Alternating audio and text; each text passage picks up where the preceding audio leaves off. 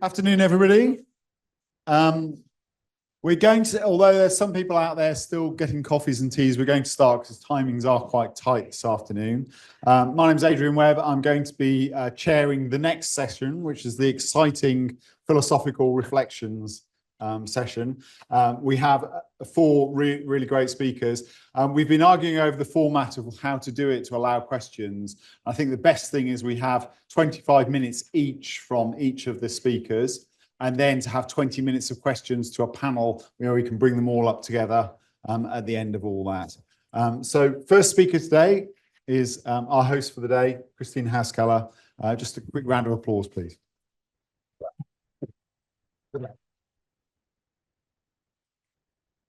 Does this microphone work that I've put there? Yes, super good. Thank you. Good afternoon. I just make another housekeeping announcement that I've been observing this morning. Actually, it would be helpful for the people joining us online if everybody goes, and I'll try my best to do it myself, out of their presentation after they've presented, so that actually we are not just this lying little bit on the side of a large slide that is no longer up to date with the discussion, and we can actually see the people who are online ourselves. So we'll try to manage this better in the next half day and the next day. Thank you very much for being patient with us, online participants. So my talk is on the drama of integration. And just because it came up, it's the same. I've put the slide in here just now after it was mentioned, because I myself didn't actually couldn't be memorized from on top of my head where Luis Eduardo wrote this about the Shipibo and the songs of plants. So I just read this passage, two passages from Luis Eduardo's article. According to Gebhard Sayer, the shaman ascends to higher realms where he listens to the melodies from the spirits and sings with them. Those songs have a visual manifestation that the women transmit in their art. The Shipibo believe their bodies are covered by invisible designs. Illness is the disruption of the patterns, and the songs of the shaman restore their order and beauty. Healing is thus an aesthetic endeavor. While doing fieldwork in Santa Rosa de Pirococha, a Shipibo settlement by the Ucayali River, I asked Don Basilio Gordon, a shaman, about the plants he used to heal his patients. He said that it is enough to know the songs of the plants to be able to cure. The plants, and with this he means the psychedelics, are needed only if you do not know their song. That is the actual quote. And I think it's an interesting quote, even though it only sort of tangentially relates to the talk I'm going to give. I wanted to put it up here for the start, because I think it's an interesting way of thinking about psychedelics in the context of the sounds and resonances that substances in nature can elicit in us. And when we are familiar with those resonances that the sounds and the plants in nature can elicit in us, we may not actually need to be high to see. It's an interesting proposition. I pass it on to Fernanda for later. So to my own talk. I'm a philosopher. I have been spending the last 25 years doing philosophy of contemporary life sciences as both a philosopher of science, of medicine, and of bioethics. And so my talk today is in a way about framing and the ways in which how we frame and how science frames the results it produces and the answers it seeks is really impactful on the politics and the ethics in which we relate to psychedelics. And I do think that is an important topic to consider when we think about integration. So imagine there is a person very ill with no treatment perspective and invited to try a new treatment that is in development and super promising. So we have a situation where we have what we might call hype. What happens then when people jump onto this sort of bandwagon of the hype science? At least what are the risks from a bioethics perspective? An example, we have studied this, or I have studied this, and many other colleagues in the last 20 years, is stem cell tourism. And Evgenia has a lot to tell us about ayahuasca tourism in just a similar vein, where we find very costly sham treatments that can, in some cases, cause serious harm. Mostly they don't, sometimes they do. So while psychedelics is not a new biotechnology, very different from stem cell research. There is sort of, and that is an important aspect for me. It's not a whilst, the sentence was begun wrong, no whilst. Psychedelics are not new biotechnologies. They actually are very established routine ways of using natural substances to alter the state of one's senses, of one's mind, or of one's consciousness. They have been very established in indigenous communities, in the rave culture, in subcultures of very different kinds, in the psychedelic religions. So there is a way in which psychedelics are not a par with, say, stem cell research as new biotechnologies because they are not new. And this is really important to consider. But what does this mean then for people who feel desperate about the way they feel and they are in the world? When we make them to expect that an exceptional experience, that one exceptional experience, or the two they might get in the course of that clinical trial, can cause this change that they are desperately seeking, that they might have been seeking for 10, 20 years, because we deal, and clinical research usually selects, very severely ill people. Yeah? It's not you and I, it's people who have a long history of suffering very often. So, and then they are promised this, oh yeah, it's just 10 sessions. So in terms of identity, when you have a cultivated disease identity as I'm depressed, I suffer from PTSD, I suffer from an eating disorder, I just can't get over the grief that I've been feeling ever since there was this accident. So we create for psychedelic therapy through the way in which the science is created and communicated what I call drama in this talk, okay? We create a high intensity climate where there is lots of pressure. And this drama is created by severe mental disorders that are chosen as the cases for study mostly, by the way in which the intervention is framed as this dramatic shift, the one thing that can actually turn around the way your head works.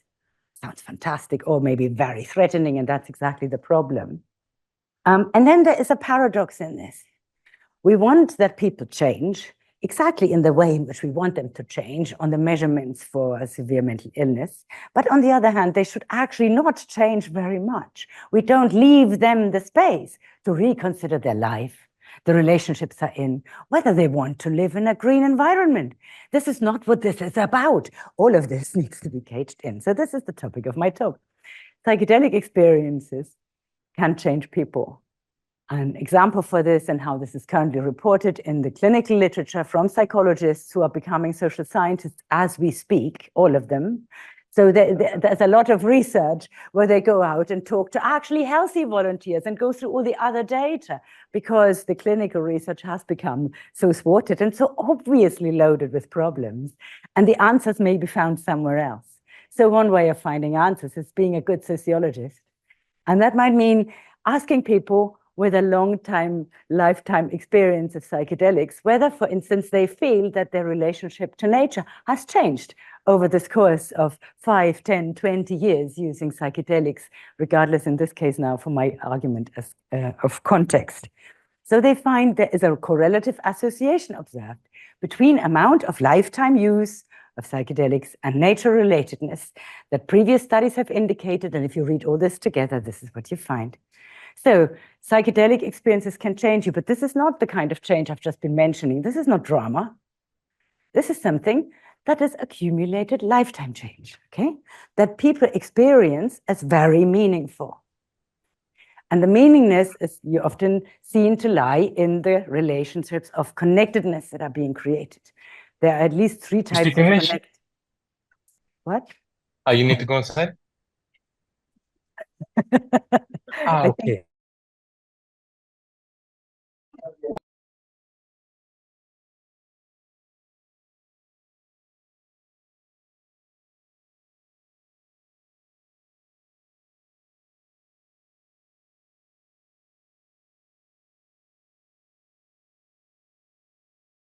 Okay. Okay. So there are at least 3 ways of thinking about connectedness or forms of connectedness under discussion. The cosmic or transpersonal connectedness, a transcendental, the metaphysical, the mystical. Then there is the social or interpersonal, that thing that really religious community and rave and party contexts or festival contexts thrive on. Yeah? Being actually connected with, having a shared experience space with other people.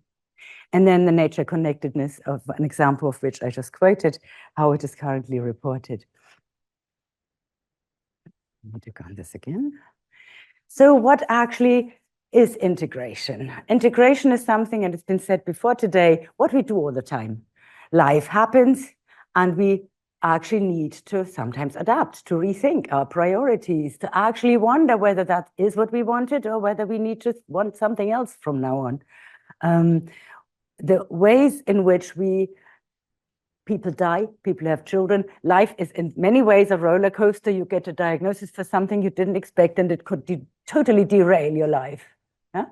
Maybe because it leads it to an early end. Maybe because you actually need to fight for 1 year or 5 years to get through it. Yeah? Or in any case, you will be different afterwards.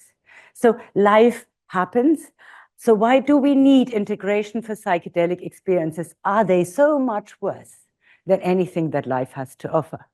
When we had our little group earlier this morning, we actually found that all three of us had actual life experiences that we found far more impactful and transformative on our life than psychedelic experiences we may or may not have had. So psychedelic experiences are very dramatic, and that is why they need integration. So they are this big thing, as I said at the beginning, yeah? Big. And because the clinic needs to manage them to achieve the right outcome, because it knows what has to be at the end of it. That is interestingly not how we usually respond to dramatic life events. We actually don't know what is at the end of it. We may hope that we get out of a crisis and that we find a way of adapting ourselves to the new circumstances in which you have this baby crying every night from 11 to 5 in the morning, and you don't know where your head is and you're completely blown out. So we want change. And the clinic represents to us here that change is not normal, but change is very risky, very dramatic, and it needs very good counselors to actually help you through it so you can make it. And my point is that I actually think this is quite overblown. A lot of change is not like that, and I have serious doubts that the millions of people in the UK and the many, many more millions worldwide who have experience with psychedelics would call them not undramatic or uninfluential, but the most important thing that ever happened to them in their life. We have to make a big hoo-ha to create the woo, a certain kind of big woo that needs a fully qualified psychotherapist to deal with it. Now, every society has the science it deserves. Yeah?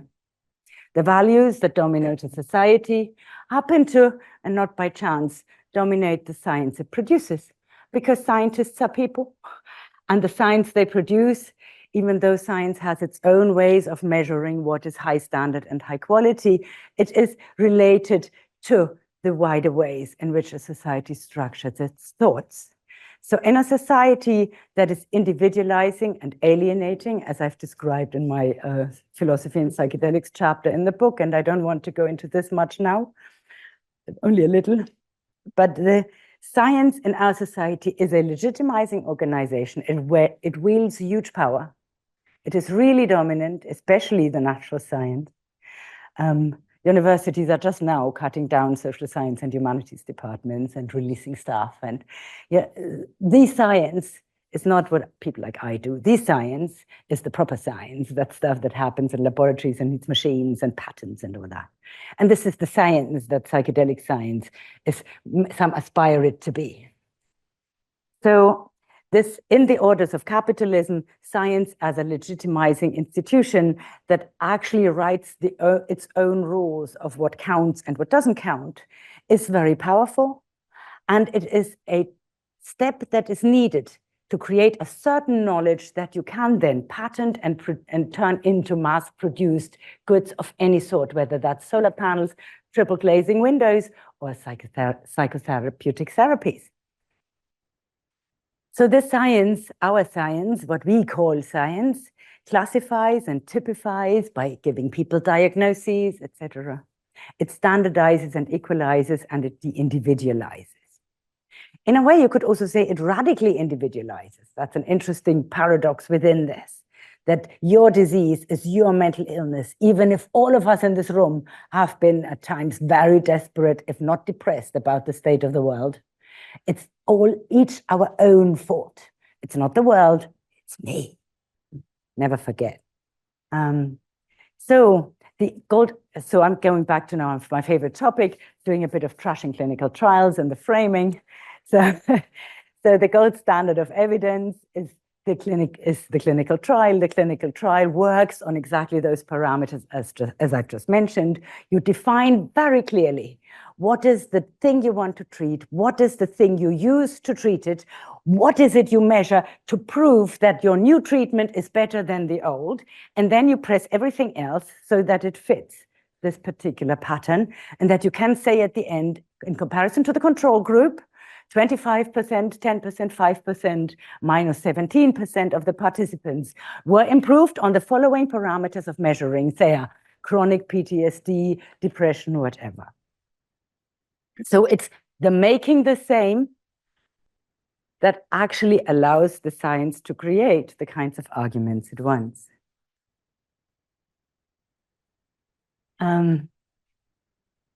In this sort of setting of clinical protocol standards, we define the patient inclusion criteria, what will be done, the fixed number and content of participant and doctor meetings, and that has come up several times already, so I won't say much more about this. This is really the problem with the research, that the standardization makes it impossible to give individualized care for people who need something different, whether that's a different design of room, whether that is a different smell in that room, whether that's a different music or a different therapist.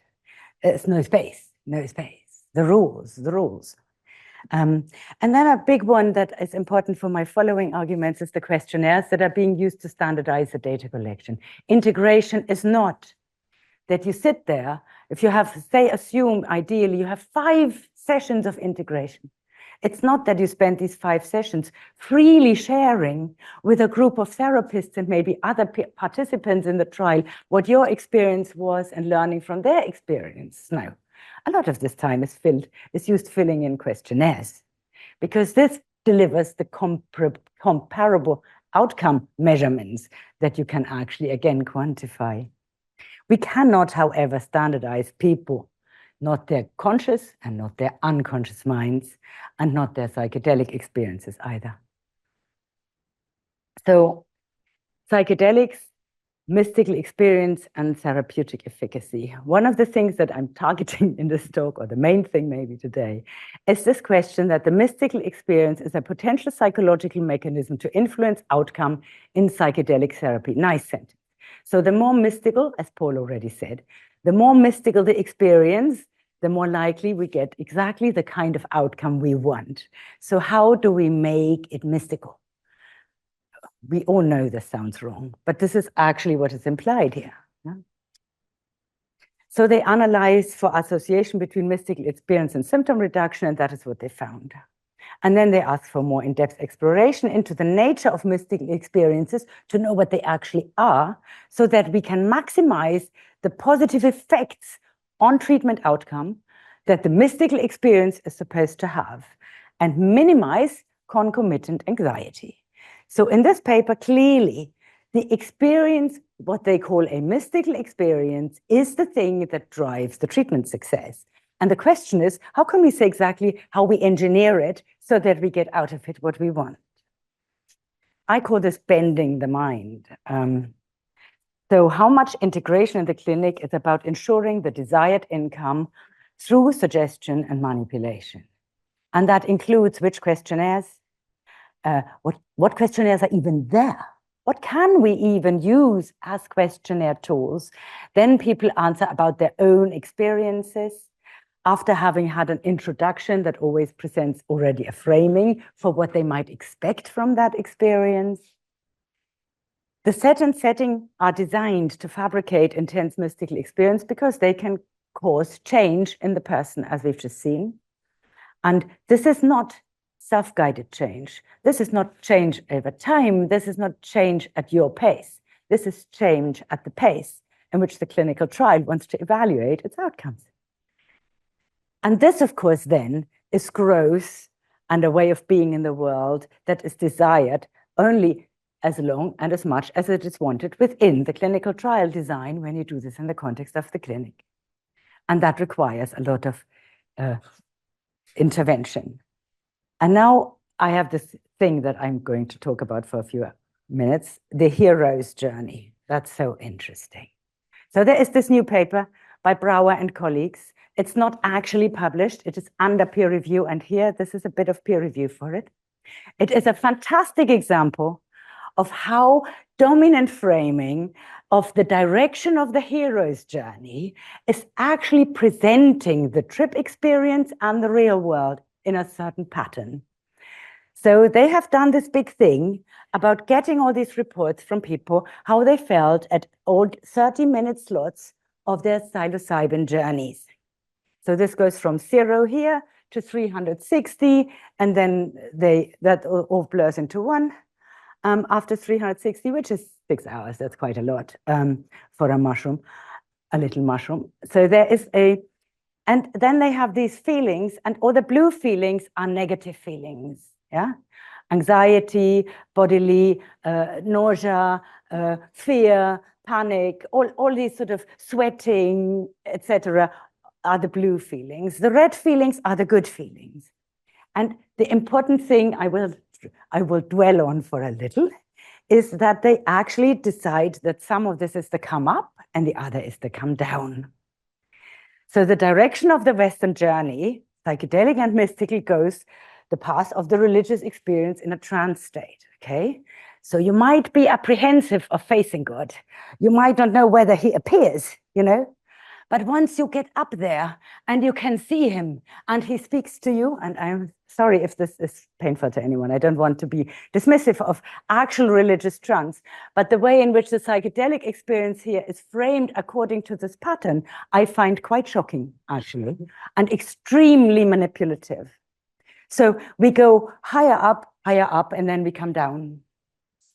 Back to this real world with all its woes of the sober people, which is maybe not quite hell, but it's certainly not a high point either, okay? And the emotions of people seem to suggest that, well, do they? Look at this, do they? So here are our emotions, all the come-up feelings, nauseous, anxious, tense, restless, uncomfortable, energy-causing, rush, confusion, laughter, not sure why this is bad, perceptual distortions and blur, tingles, skin and sensations, ruminations, detachment, panic, social discomfort. You can read this. Numbness, sweating, yawning, aches, and weightlessness. Weightlessness, why is that bad? Well, and then the come down feelings are content, pleasant, good, soft, gentle, calm, peaceful, philosophical reflections. Why are those good? Oh, well. Insight, social enjoyment and repair, focus, clarity, flow, ecstatic, blissful, joy, amazed. Okay, well, you get the picture. I don't need to read through all of this. So this is what they found in this distribution over the course of the 360 minutes. And that's how they interpret it, the come up and the come down. And I'm finding this so strange. So come up is the first 90 minutes, anxiety, nervousness, excitement, nausea, laughter, breathing, cognitive confusion, distortions, detachment, discomfort, and withdrawal. And then the next 120 minutes plus, you have all these good things, content, joy, relief, happiness, enjoyment, repair, talkativeness. Lovely. But is this how it goes? So thank you for this curve you showed earlier, Paul. I was looking through all the online curves I could find, and I chose this one. Because if I understand this right, indigenous sort of journeys often begin with a dive under rather than a climb up. A dive, an encounter with the snakes in the underworld, often underwater. So coming back then is not a come down, it's a come up. And our world then is not that sad little place that doesn't actually keep the promise that would be ready for us if we only got there. It's actually the place where we can live joy and friendship and pleasure and smell and eat and enjoy. Yeah. So this is why I call this the morality and politics of choosing which bend you take. If you go this way, then where we are is at best line 0. Yeah? If you go this way, this might be line 0 or maybe better than 0, but it's definitely, sorry, I need to do this the other way around, this way. But it's definitely a big difference which frame we choose, what we communicate to people that are seeking help to make do with their ordinary life and every day, at home, with their families, with their friends, if they get out of their bedroom. Yeah. So what do we offer them when we use this curve or this curve rather than this curve? Yeah. I think there's something to be said for the hero not being the guy who climbs the mountain and then comes slowly back home, but taking a sort of Greek myth way of looking at it. The hero's journey is very ambivalent. It has really depths and some heights, but actually the safe place, the home for the Greek hero is here. So I take issue with the simplicity of the linear curve very generally. I don't like linear curves. That's a different topic. I don't go into this now. But if we accept that sometimes a linear curve can be helpful to illustrate something, that curve that we usually use in current psychedelic science is the wrong way around. And so there is an interesting paper. I'm nearly at the close of my talk. How much dominance over the narrative should we leave to these psychedelic scientists that actually use a particular form of shaping the curve that is very tied to a particular cultural narrative that in a way devalues the real social world we live in? So this article by Villiter and Traxel talks about the ways in which the ethical inquiry of psychedelic-assisted therapy looks at the ethical implications of the therapeutic mechanism proposed by the rebus hypothesis, and they argue that that similarly has exactly this problem that I've just pointed out in a different way. But there is this vulnerable patients that are given these therapeutic interventions and that are actually promised this sort of hero's journey, which might not be what one needs. Yeah? So in the medical setting, we restrict the sharing and use questionnaires to make the process of meaning making easy for the analyzers and difficult for the people who have to make meaning of their trips. The psychedelic assisted therapy wants radical change without radical change because it doesn't allow for space for actually radical change, which goes on a very different pattern of organizing one's emotions, experiences, and relationships. And then life alters a person in autochthonous ways over time, in exchange and learning with others. So the standards and the mind bending really restrict processes of growth that we think psychedelics can engender, and that all the people running these trials think psychedelics can engender. So how on earth can we make this work so that it works? Because at the moment, I think it's actually going in the wrong curve and it has a wrong bend. So we need at least one thing, and that is develop better framing, better metaphors, and thinking about what is realistically and achievable, and presenting the psychedelic therapy not as a big drama of this journey where you might have a hard landing coming back home after, but instead as a different kind of journey that might be the beginning of a much longer journey, and provide ways in which people can, if they want to have life changes that actually change their lives and make change sustainable over the long term, the desired change, even in severe mental suffering, in a self-guided way. So the ethical container is important. The clinical container prevents important effects of psychedelic experience. It doesn't allow to widen the horizon from our cultural obsessions with alienation through feeling connected. It doesn't allow the experience of being part of life as a flow and a process of evolution. It doesn't actually allow experiences of awe, beauty, and care, because you sit there in this chair with your headphones and your eye shades, and you don't feel, hear, or smell anything much. And then, at least not of your choosing. And then there is this, it doesn't allow really respect for nature and for indigenous and subcultural knowledges and people, because they're actually excluded of the knowledge-making process that is being pursued here, because the science doesn't think there's anything valuable to gain from millions of people who are actually out there having had psychedelic experiences in different contexts over extended periods of time, except for the few people who now go out actually and do something like the nature connectedness study I represented earlier. Thank you so much.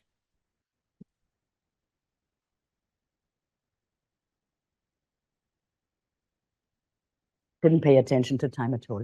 Yeah, just 5 minutes, that's fine. We'll make it up. Next speaker, introduce somebody who doesn't need any introduction, but one of our esteemed colleagues here, Andy Letcher.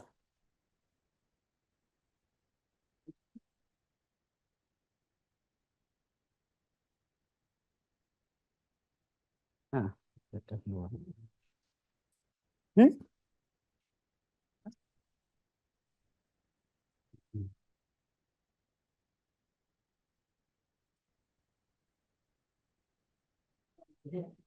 Beautiful. Thank you.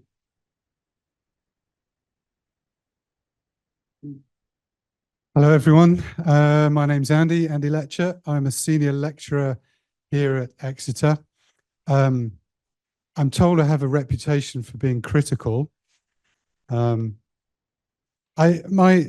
interest, in fact, this paper follows on beautifully from Christine's, almost as if we planned it, but we haven't. My academic interest is in worldview, is in paradigm, is in discourse. I'm fascinated by how it is we come to speak and talk about things in the way that we do. And I'm very influenced by Michel Foucault, who's been a sort of guiding light in my thought. And in a Foucauldian sense, what discourse does is it divides the world. We divide the drug abuser from the coffee drinker. We divide the sane from the insane. And discourse puts limits on what it's possible to say and do and think. So 30 years ago, you would have been considered insane for saying that psychedelics had therapeutic value, how quickly things change. So I say that as a kind of preamble. I'm very aware of the need for aftercare, for coming down. But I'm curious in how it is that we came to speak of integration, because this strikes me as something new. Okay, my two starting points. First of all, there seems to be a contemporary consensus on the need for integration. I'm not sure there are many people who would say we don't need integration. There doesn't seem to be any agreement on a definition for integration, nor is there any agreement yet on what integration should consist in, but everyone's agreed it's needed. I mean, I guess that's why we're here, right? To discuss this. And my second starting point is that this is something new. Jeff's paper puts the turn at around 2017, and I would agree with that. Certainly, as a young psychedelicist back in the 1980s and 90s, I can affirm that people didn't really talk about integration. It just wasn't something that people talked about. I thought that was going to get a bigger laugh. I mean, come on. I've been going through the archive, you know, come on. I'll come back to that. If you like a little bit more historical evidence, in the days before the internet, can you believe there was an age before the internet? How did psychedelic people keep together? Well, in Britain, through this magazine, Encyclopedia Psychedelica International, now very collectible. In issue 1, they had an LSD tripper's guide with no mention of integration or what comes afterwards at all, other than this interesting subtitle, How to Take LSD and Become an Enemy of the State. Terence McKenna had an awful lot to say about taking psychedelics, 5 dried grams on an empty stomach in silent darkness, but again, very little about integration. So it does seem to be something new. And I was going to go back to the classic guide. Well, I have gone back to the classic guide, The Psychedelic Experience from 1964. Tim Leary, Ralph Metzner, Richard Alpert. And in this classic guide to how to take LSD, they devote a whole 2 paragraphs to the day after. So that seems to imply that this is something new. However, when you read the 2 paragraphs, there's something very interesting in there. First of all, there is the hint that we need psychedelic integration. Here's a quote. The person should avoid thinking too much about the session at first. His brain is like a computer that has received a huge amount of new information to be assimilated. They go on. Maximum benefit accrues if the brain computer is given ample time without pressure to work through and integrate the vast quantities of new impressions. But there it is in 1964.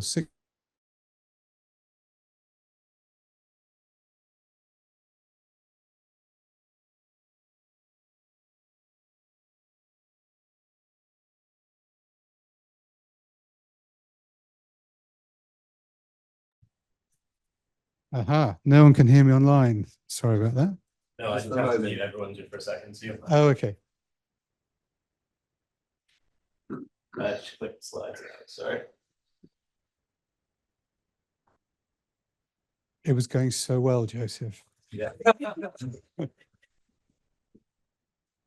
The psychedelic experience can be a transcendent experience that's soul-shaking and is often painful to return at once to game reality. So if you're not familiar, Tim Leary often used the metaphor of the game. He talked about the science game. Right now we're doing the academic game, the academic conference game. It's very difficult once you've had this soul-shaking experience to return to game reality. So in this classic guide to not integration, to tripping, there are 2 senses of integration. There's psychological integration, and then there's societal integration. So I'm immediately struck by 2 questions. And yes, I have been having fun with AI image generation. This is what you get if you put skeptical elf sitting on a mushroom. First of all, why now? Why this discursive shift now towards integration? And then following on from that, why not before? Or rather, why not so much before? Obviously, Leary and et al. Were hinting at it. Well, the first question I think is easy to answer. That ever since the psychedelic renaissance, putatively dated to 2006, incidentally, the year when all the classic books on psychedelia came out. That's when my book came out. Come on, keep up. The prohibition discourse, what I'm calling the prohibition discourse, this idea that psychedelic drugs have no value, they're dangerous, they're harmful to society, they should be banned. And its concomitant discourse that drugs are good, they're fun, we should be taking them for hedonistic or recreational or even spiritual reasons. Both of those discourses have given way to a psychological discourse, as Christine has been outlining beautifully. And again, here, my thinking is very much influenced by Michel Foucault, so I'm just invoking him there. Again, as Christine pointed out, taking psychedelics is inherently risky. But the idea is that integration can mitigate those risks. And there are a number of discourses at play within psychology of psychedelics, but I can see kind of 2 tendencies. There are more, of course, but I'm painting broad strokes here. One is the return, the surprising return, the unexpected return of Freud, rising from the grave. This is the idea that it's great, isn't it? I'm so sorry to all the artists in the room who are now out of work. I'm sorry. This is the idea that psychedelics summon the dead. They waken the dead, by which I mean repressed material, buried complexes. It comes to the surface like zombies, like the zombie hordes, and they have to be dealt with. The residue has to be integrated in some way. You think I'm being rhetorical? Well, a number of years ago, I had a very interesting train ride back from Breaking Convention in the company of Robin Carhart Harris, who started explaining the science of what would become his rebus model. And I paused him at one point and I said, Robin, this sounds incredibly like Freud, expecting him to deny it vigorously. Freud, as you know, is not taught in psychology departments, only in English literature departments. But instead, he said, no, my express aim is to rehabilitate Freud. Leo, you can correct me if that is incorrect. What is the rebus model, if not Freudian psychology, but given a different name? Across the pond, there's a slightly different discourse at play where transpersonal psychology has more influence. But here there's a paradox, a very Foucauldian paradox.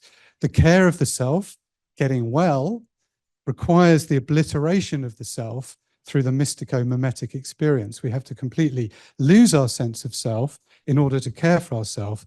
And if you obliterate the self through the mystico-mimetic experience, clearly you need to put it back together again at the end. Again, Foucault comes up with the care of the self. I don't need to get into that.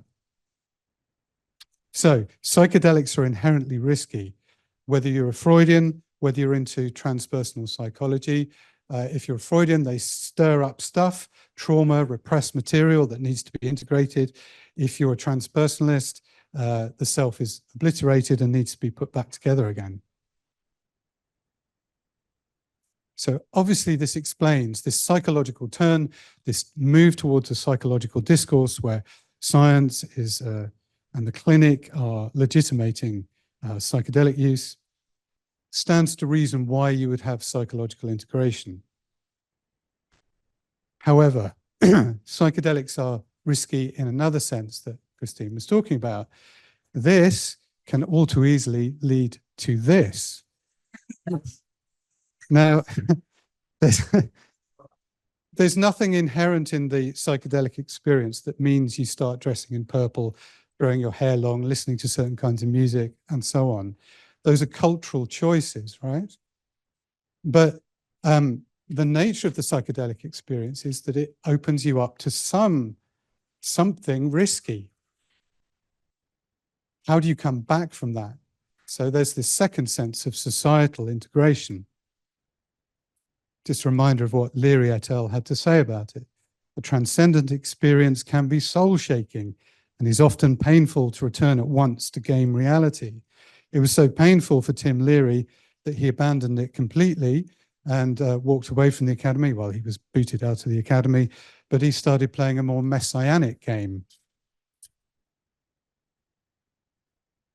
Now, those of you who've seen me speak before will be sick and tired of me going on about this paper, but I go on about this paper because I find it so utterly interesting.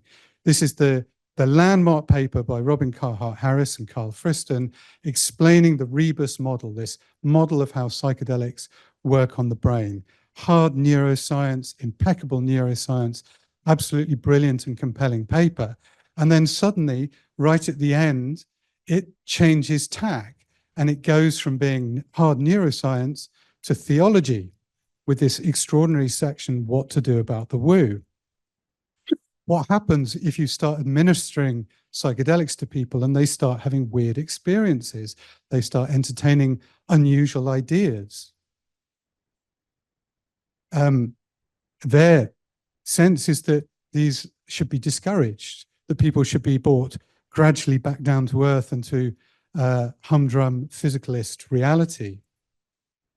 The woo needs to be contained. It's dangerous.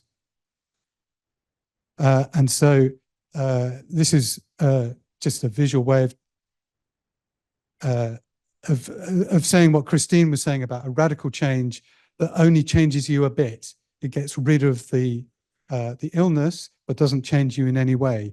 You have the psychedelic experience, and then you return back. But I'm wondering if this in itself, this idea is actually generating the very need for integration. Why am I saying this? So this is another paper that I'm always going on about. It's very old. It's 1999, done by some psychiatrists down at the Maudsley Hospital in London. We can forgive them the discursive language, delusional ideation. They clearly have a firm grip of what normality means. What they're talking about is non-ordinary experiences. And what they did, I think, was super interesting. They took a group of people who were in hospital, diagnosed with schizophrenia, and they compared their experiences with a group of a control group, and also two groups of members of new religious movements. That's what the NRM is. A group of Druids, contemporary Druids, and members of the International Society for Krishna Consciousness, the Hare Krishnas. And what they found was that there was no discernible difference in the non-ordinary experiences of these different groups, apart from obviously the control group. In other words, the people with schizophrenia in hospital were having exactly the same weird kind of experiences as the Druids and the Krishnas, Hare Krishnas. The difference was that the people in hospital were distressed by their experiences. They ruminated on them. They found them problematic. Whereas the Druids were, oh yeah, I was speaking to, you know, Caradwen, the goddess, at the weekend, and yeah, it's fine. It's totally normal to have conversations with discarnate beings. So what this seems to say to me is that integration requires community, just as Ros was saying. There is no integration without community. In fact, maybe that's what integration is, actually. It's just having like-minded people to talk to who don't think you're nuts. Maybe this is actually an artifice. Maybe they're just two sides of the same coin. Maybe what people are looking for is community. This is a Druid ceremony that I chanced upon in Anglesey. And there are people in community doing their Druid things together. So I posed two questions. Why now? I think that's easy to answer. But my second question, why not before? Why weren't we talking about integration in the 1980s and 90s? I think it's because people took psychedelics for different reasons. Now, the great interest is in taking psychedelics to get well. Then the interest was in taking psychedelics to become an enemy of the state. That was why we did it, right? It was not for ontological shock, but for ontological validation. To go, yeah, this reality sucks. I want something non-ordinary. Yeah, maybe we took psychedelics for disintegration rather than integration. Anyway, I think that will do. Thank you very much for listening.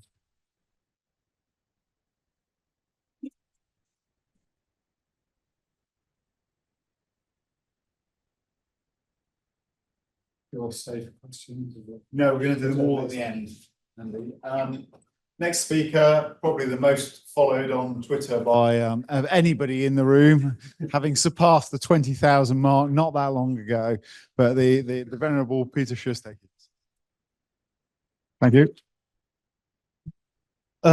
Right, thanks for these wonderful talks before me. I think, whilst my slides are getting ready, I'll just say that, yeah, it's interesting. Integration, psychedelic integration does seem to be a new thing. But realistically, that's where we are at the moment, you know, and there's a lot of funding and there's a lot of trials going on integration. And that will happen, I think, for at least 10 more years, if not longer. So my paper's about the experience a little bit more, or an aspect of the experience, which is what I call metaphysical experience. It's based on a paper I wrote last year on the need for metaphysics and psychedelic therapy and research. Why did I write this paper?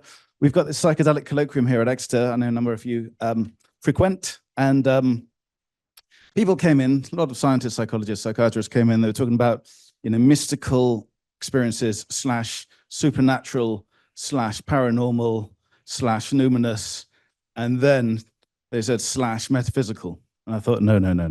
You can't, metaphysics means something quite specific. It's one of the three sort of core pillars of philosophy. So I thought then, okay, maybe it would be useful if scientists, in the English sense of the word, sort of knew what metaphysics was in the philosophic legacy. And then I thought, actually, furthermore, maybe understanding metaphysics a little bit more will help certain clinical integrations. But not only in the clinic, I think a greater knowledge of metaphysics will help people generally who are not ill necessarily, but are well, in inverted commas, understand their experiences a little bit more, because we have 3,000 years of this in the philosophic canon, not just in the West, but in the East and around the world. And anyway, so I thought this, and then I realized that someone else had thought it already, unfortunately. Albert Hofmann, he wrote this in his autobiography, LSD, My Problem Child, from 1979. In the last chapter, he writes, a type of medicine, metapsychology, is beginning to call upon the metaphysical element in people, and we should make this element a basic healing principle in therapeutic practice. So there you have the sort of discoverer / synthesizer of LSD make the same point. And like Albert Hofmann, he was a chemist, of course, but he was good friends with the German philosopher Ernst Jünger, and he had a lot of interest in philosophy. Anyway, so, okay, this is my plan in how much, what do I have, 20 minutes or so, right? Okay, it's going to be fast. Okay, right, I'm going to make a primary point, and then I'm going to explain what metaphysics is. I'm going to talk about metaphysics quickly in relation to mysticism. They are not the same thing. Then I'm going to give you some examples of psychedelic-induced metaphysical experiences, and then quickly about how to possibly use it for integration. Here's my primary point. Psychedelic-induced metaphysical experiences will be more adequately comprehended and integrated with recourse to metaphysics. Right? That's true by definition, I'd say, a tautology almost. But yet it is not. What the hell is metaphysics? Well, there's people use it sort of willy-nilly, but like I say, it's got quite a strict meaning in philosophy. I should say as well, in philosophy, for most of the 20th century, metaphysics was a dirty word. I think it still is for many people. It was Adrian wrote an article in the 1930s talking about the meaninglessness, the nonsense of metaphysics, partly as a reaction to the British idealists in Oxford and Scotland. And this kind of philosophy of language, this reductive philosophy took over. And only in the last 20, 30 years in philosophy has there been what we call the metaphysical turn. So we've suddenly taken metaphysics more seriously again. We teach it here at Exeter, I've taught it. And it's sort of, the metaphysical turn came just before the psychedelic turn, or the psychedelic renaissance, so-called. And this talk sort of aims to bring those two turns together. What is metaphysics? Well, it comes from the title of Aristotle's book, Metaphysics. He didn't call it that. It was called that by a later editor who basically put this collection of texts after meta, his book, The Physics. That's why it's got its name. Meta means after or beyond. And the content of that book pretty much determines what metaphysics is today. I'm not going to go through this in detail, but you can see it concerns ontology, the study of being. Being qua being is what Aristotle called it. The sort of research into existence, being. I'll go into the substance part in a moment, but metaphysics generally is quite a dry subject at university. Involves like questions such as what is causation, what is space-time, what is the eternal, timeless, what are properties, relations, what is possibility, does possibilities exist or do they not exist, actuality, necessity, etc., etc. Also, I should say, book Lambda in the metaphysics was about God, was theology. So theology, you can see, is subsumed by metaphysics. Aristotle's God in that section was nothing like the Christian God, though. It was simply thought thinking about itself, a very abstract notion of God. Anyway, what I'm more interested in personally is metaphysics of mind. So that's the sort of first row there, where we talk about what ultimately is reality. What is the stuff of reality? And there are many different takes on that. As a result, I've created this metaphysics matrix with help from René Joseph here in the paper. And I'm quickly going to go through that in a sort of simplified sense here. So, so Andy was just talking about physicalism. He was returned to physicalism. And there is in in the West, I think, a belief that one metaphysical view is neutral, is true, absolutely true. And then there are all these weird woo other theories, right? And in fact, many people I notice think there are only two options. There's either physicalism, which is with many forms of that, but very basically that the universe fundamentally consists of matter or the physical, and dualism. And so there's that physical, and then there's the mental as some kind of soul transcendent of it. But there are many other options. And these other options relate to many psychedelic experiences, not all, but some, as we shall see. What are these options? Well, very basically, so there's substance dualism. And this is the belief that, that one has a soul. When one dies, the soul maybe exists. The next four here are physicalisms. So we've got eliminativism. So in the 20th century, science couldn't really work out what the mind was, consciousness was, thought metaphysics was rubbish. And so there were a number of people who thought there is no such thing as consciousness, eliminativism. It just doesn't exist. But this sort of met with many paradoxes, the belief that there are no beliefs, stuff like that. Another physicalism is epiphenomenalism, which was touted by Aldous Huxley's grandfather, Thomas Huxley. It's the view that the brain creates the mind, but the mind has no power back on the body or brain. Probably the dominant view now, and I think rebus is an example, is a subtype of this, emergentism, and that's the view that the brain produces the mind, but also the mind has an effect back on the brain and body. Because why would it have evolved if it doesn't do anything? This is the argument. How that mental causation works is a big problem, which in my view falsifies the whole theory. But I think that's a dominant paradigm. The brain produces the mind today, but the mind has power. Another physicalist view is that is called the psychoneural identity theory, and that's simply that the brain is the mind. It's not that the brain produces the mind, rather it's the same thing seen from two different aspects. That was refuted in a paper in the 60s regarding octopuses. I can't get into it in the break. Panpsychism, I did my PhD in panpsychism, and that's the view that brain and, or rather body and mind are the same thing, seen from different angles, but by body, I mean all bodies. So plants have basic forms of consciousness, amoeba, insects, and so on. And there are many panpsychological psychedelic experiences, as I shall show you. And there's also, it's interestingly related to the animism, which I think you see in many other cultures, like Indigenous Americas, Shintoism, and so on. Idealism, another view, which Bernardo Kastrup, people like that take on today, which is that matter is not the fundamental thing, rather mind is. Mind is fundamental, matter is a projection. And then lastly, there's neutral monism, which is the view that neither mind nor matter are fundamental of reality. Rather, the sort of purple triangle here is fundamental, and mind and matter are expressions of that fundamental substance. That's why they correlate in brain scans and so on. And then another view is that there exists the transcendent. So beyond mind and matter, there are, for example, ideal forms of justice, beauty, truth, mathematical truths, and so on. Platonism. Now, don't look. Nothing happened here. Oh God, I got way too many slides on that, Jesus. All right. Now, you might think, I'm not interested in metaphysics. It's just like philosophers in the ivory towers discussing things which aren't important. But as Alfred North Whitehead said, if you don't go into metaphysics, you assume an uncritical metaphysics. Your culture gives you a metaphysics. I didn't realize it when I went to school here in England and in Sweden, but you're sort of imbued with a metaphysics. It's never spoken of, but it's just the default position. And that's physicalism, as I said. Physicalism in Europe since 17th century, really. But that's just one of many options, and it's very problematic. They're all very problematic, but so is that. And it's problematic, and we see its problematicity, is that what?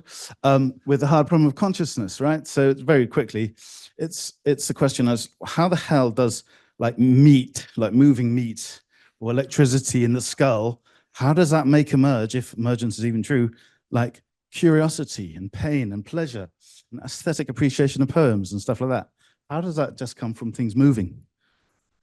What's the relationship? David Chalmers, who coined the hard problem of consciousness, though it's a very old problem in philosophy, mind-body problem it's used to be called, says this: the hard problem, why is all this physiological processing accompanied by an experienced inner life?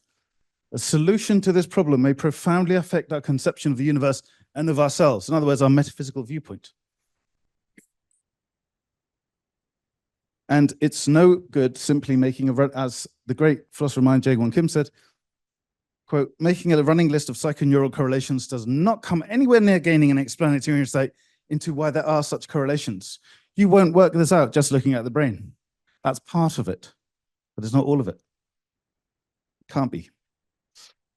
So the mind-matter problem, the hard problem of consciousness, keeps the metaphysical options open for interpreting psychedelic experience. Because nobody agrees. I mean, maybe some people know what the answer is. Some people certainly think they know, but nobody agrees. Nobody agrees on this. So the mind-matter problem keeps the metaphysical options open for interpreting psychedelic experience. In other words, if you do have, let's say, a panpsychistic experience or an idealist experience or an animist experience, can you simply call it a delusion, a hallucination? Well, you can if you know what reality is, if you know the answer to these problems in the metaphysics of mind. But I would say that people don't know this, so we have to be open-minded. So metaphysical experiences. So metaphysics, very quickly, you can study metaphysics like Spinoza's work, for example, or Whitehead's work or whatever.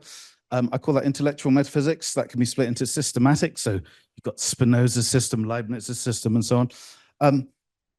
Or it can be analytic. So in university now, you generally study like causation or stuff like that, you know, modality, bitty. So metaphysics can be intellectual. You can study it, but it can also be experiential. A bit like music. You could study, a deaf person, congenitally deaf person could study music and know a lot about it, but until they've experienced music, they don't know the full picture. So same with metaphysics. You can study it, but you can also experience it. William James, for example, says, in the nitrous oxides trance, we have a genuine metaphysical revelation. 1902. Mysticism also splits, of course, into the experiential, but also the doctrinal, when you look at St. Teresa of Avila, St. John of the Cross, with Roman Catholicism or whatever. Now, so there's an overlap between metaphysics and mysticism, but they're not the same thing. And there's an overlap with psychedelic experience. And I'm certainly not imposing the view that psychedelic experiences are metaphysical. Some of them are. Other psychedelic experiences are to do with laughter, having a good time, turning into a piano, locating a lost object, becoming a better hunter, a better fighter, whatever it may be. But some experiences are metaphysical, induced by psychedelics, and that's what I'm interested in. Now, at the moment, there are these mysticism questionnaires, the MEQ, which goes back to Walter Stace and William James and so on. Mysticism stays at the level of mystique, but metaphysics can help explain or seek to explain experiential metaphysics and mystical experience. So in other words, with metaphysics, you don't just get the experience, you have the intellectual side as well. You have the proposed explanation of what you are seeing. Metaphysics can therefore be of use in integrating psychedelic-induced mystical and metaphysical experiences. So it's not just about having the experience and then talking about your mother or something. You can actually, in theory, talk about the experience and then possibly fit it into the numerous varieties of metaphysics, not imposing a particular one. So let's get a bit more concrete. What am I talking about? And how much time do I have? 5 minutes, Jesus, right, okay. So here's I'm gonna talk about metaphysical experiences used by psychedelics. Here's one from 1957. Before panpsychism became sort of a thing again. I realized from Richard Ward, a drug taker's notes, his reports on LSD, I realized on 100 micrograms LSD that the whole universe is made up of things which have their own natures, relationships, significances, and that in some universal scale, each thing has its proper degree of awareness. Alan Watts' classic on pantheism, the view that nature is God, quote, the individual discovers himself to be one continuous process with God and with the universe. To those who have known it, it is as real and overwhelming as falling in love. I'm actually writing a paper at the moment on pantheism and psychedelic therapy. I'm going to tell you about that later, although I've delayed it 5 times now, so maybe it will get cancelled. Oh God, I just added this yesterday. I'll just read this to you. This is from Alan Watts, actually.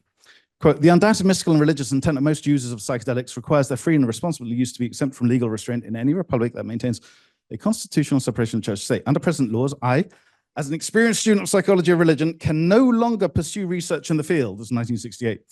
This is a barbarous restriction of spiritual intellectual freedom, suggesting that the legal system of the United States is, after all, in tacit alliance with the monarchical theory of the universe. Christianity is talking about here, or Abrahamic religions, and will therefore prohibit and persecute religious ideas and practices based on an organic and unitary vision of the universe, in other words, pantheism. In fact, he was once an ordained Anglican priest. He proposed to write an essay on the police as armed clergymen in this respect. Unfortunately, never wrote it. Other nature connectedness Christine spoke about. Here's a very good example about becoming a daffodil and having an orgasm. Can't read it. Memory. Very interesting, what we call panoramic memories. This is from Oliver Sacks's book, Hallucinations, Misnomer. Then my whole life flashed in my mind from birth to present with every detail that ever happened, every feeling and thought, visual and emotion was there in an instant. Why is that metaphysically interesting? Well, Bergson argued that memories are never lost. Memory exists, the past exists, only access to them is lost. And William James was very much inspired by that, and so was Aldous Huxley. But, you know, back in 1821, this was written by Thomas de Quincey, this great English writer, Kant commentator. Just quickly, he wrote this. This is on opium, high doses of opium, I should say. Quote, the minutest instants of childhood or forgotten scenes of later years were often revived. I recognized them instantaneously. I felt assured that there is no such thing as ultimate forgetting. Traces once impressed upon the memory are indestructible. 1,000 accidents may and will interpose a veil between our present consciousness and the secret inscriptions of the mind. Accidents of the same sort will also rend away this veil, but alike, whether veiled or unveiled, the inscription remains forever. Just as the stars seem to withdraw before the common light of day. Stars are always there. We don't always have access to them. Same with memories. This is an old view, and there's actually good philosophical reason to believe it, but that's another talk. Bergson himself wrote, the body is a filter. If these bodily mechanisms go out of order, e.g. with drugs, the door, which they kept shut, opens a little way. There enters something of a without, which may be a beyond. I haven't got time to talk about that. Anyway, Bergson influenced Huxley in The Doors of Perception. Paper is out, actually. No, it's forthcoming. Just wrote a paper on this, coming out in the, what's it called now? Palgrave Macmillan Handbook of Psychoactive Drug Use. Anyway, I love reading this one. I've got 1 minute, right? This is Entities, another metaphysical experience. Rick Strassman, DMT patient. As I accepted my death into solution into God's love, the insectoids began to feed on my heart, devouring the feelings of love and surrender. They feasted as they made love to me. It was extremely alien, though not necessarily unpleasant. Animism, our friend, Dr. Luis Eduardo Luna. Quote, it's impossible to understand Amerindian animist culture without reference to these psychedelic plants. In fact, when I'm chairing the next session, I'm going to talk about this if I get a chance. Okay, and there's many others. Not all good. This is a horrific thing. Benny Shannon says, actually, ayahuasca induces a comprehensive metaphysical view of things. I would characterize it as idealistic monism with pantheistic overtones. Hoffman quotes Goethe, quoting Spinoza, and I've done a paper on that. Anyway, okay, primary point again. Psychedelic-induced metaphysical experience should be integrated with recourse to metaphysics. Unlike most other forms of therapy, psychedelic therapy often involves metaphysical experience, but psychotherapists, psychologists, psychiatrists, so on, are not trained in metaphysics. It is not in their professional ambit yet. So my conjecture is simply this, offering a patient an additional and optional discussion. So I'm not saying replace what already exists. I'm just saying as an additional tool that could be used in integration, but also for the wider wellness of things. Anyway, discussing a scheme of metaphysical perspectives, like a metaphysics matrix, for integration may extend long-term benefits of psychedelic therapy and beyond. It's conjecture, might not be true, but it can be tested.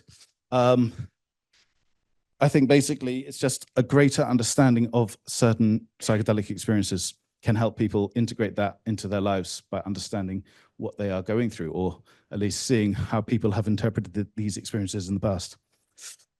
And that's it. Thank you.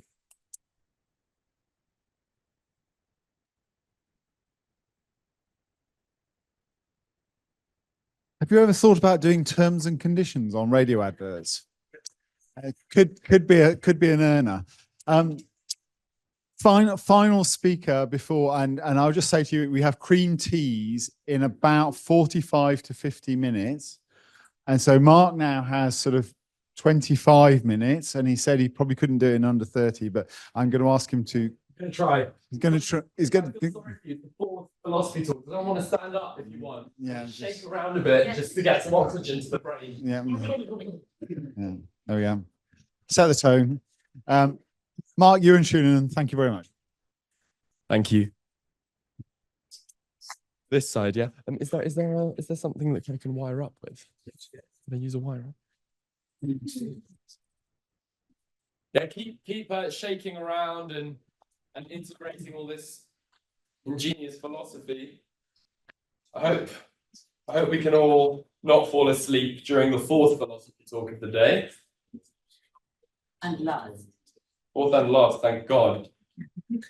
Goddess. Thank you. Thank you so much, Joseph, for being so great with I'd be so much more stressed if it weren't for you. And I know you probably find it easy, but it's a lovely symbiotic relationship. A round of applause for Joseph.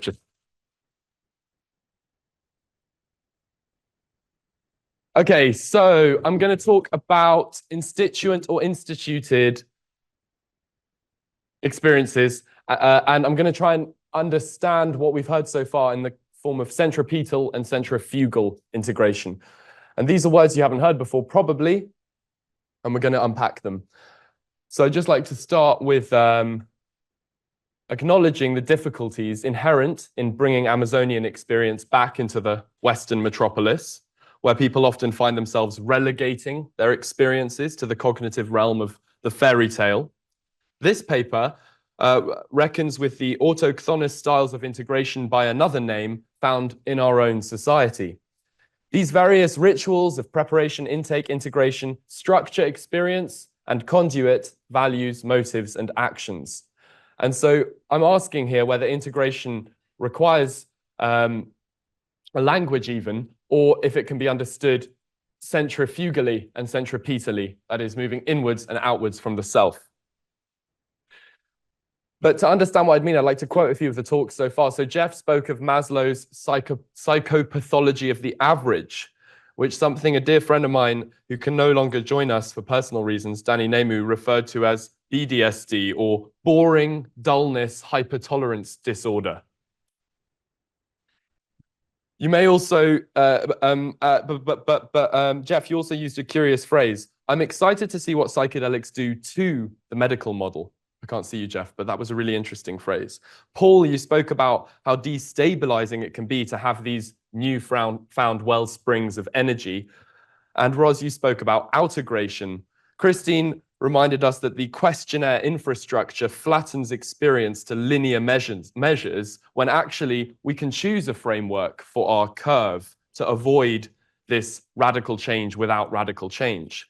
And Andy, you reminded us that it's the focus on the self that causes the need for the discourse on integration.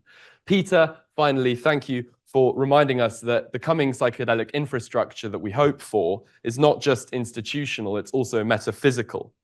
So all these calls come some way to describing what I mean by centrifugal integration. I'm going to start with looking at ways in which integration can be problematized using an empirical sociology paper and contextualizing that in terms of Betty Eisner's matrix.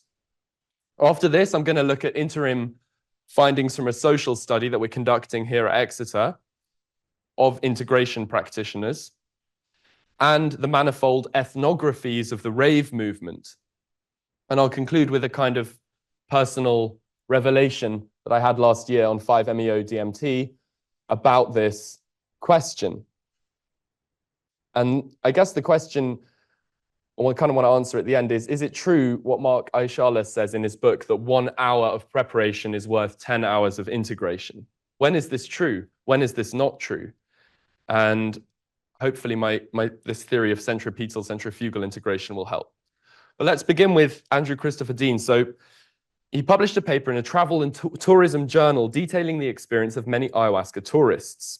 His finding, put simply, is that when the individuals whom he interviewed returned home, their experiences had to be relegated to the fairy tale. Rife with animistic assumptions, otherworldly beings, they made no sense anymore to their friends, their family, their colleagues. It made no sense to their largely secularized milieu. There was nothing and no one back home receptive to their experience, and the fact that it is relegated for these people to the fairy tale category also unduly idealizes their experience on a political level.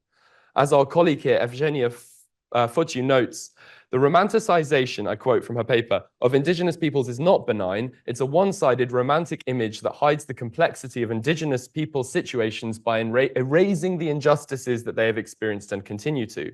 So she proposes a more holistic approach to ayahuasca shamanism that views indigenous peoples not living in fictitious harmony, but people embedded in larger struggles, just like we are. Back to Andrew Christopher Dean's paper, the unique offering of the marketplace of tourism was that then of the consumable fairy tale, which functions in satisfying the touristic desires for magic, transformation, and enchantment.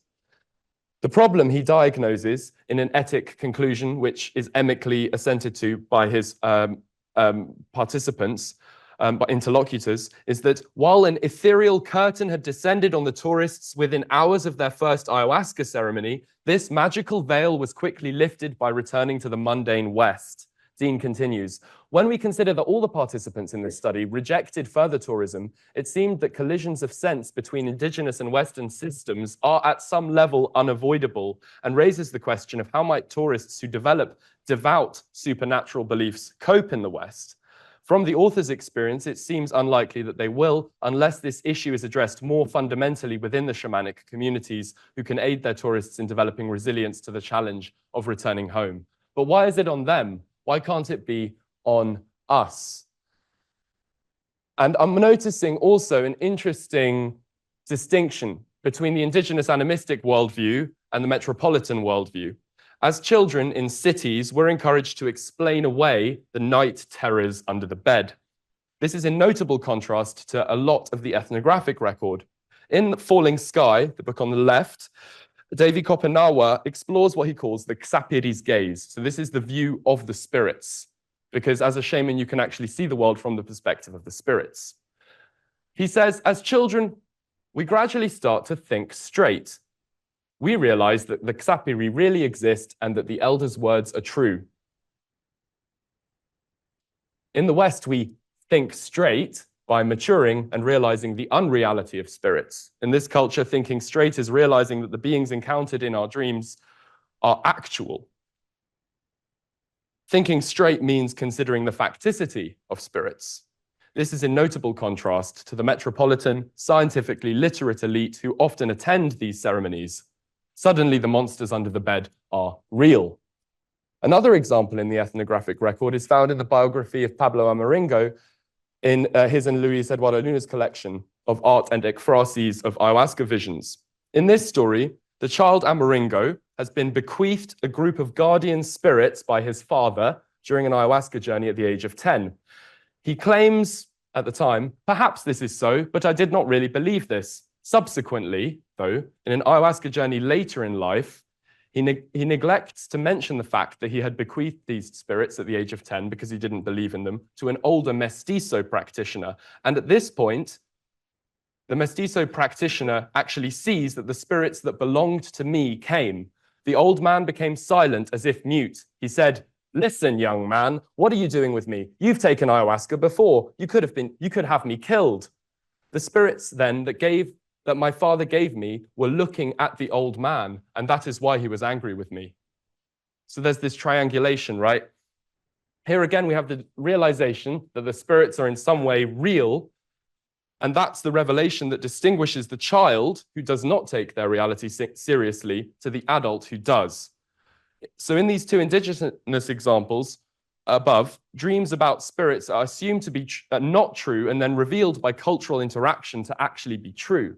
But in our cities, as I say again, the night terrors are often assumed by children to be true and then coped with by adults by relegating them to the realm of the untrue, the fairy tale.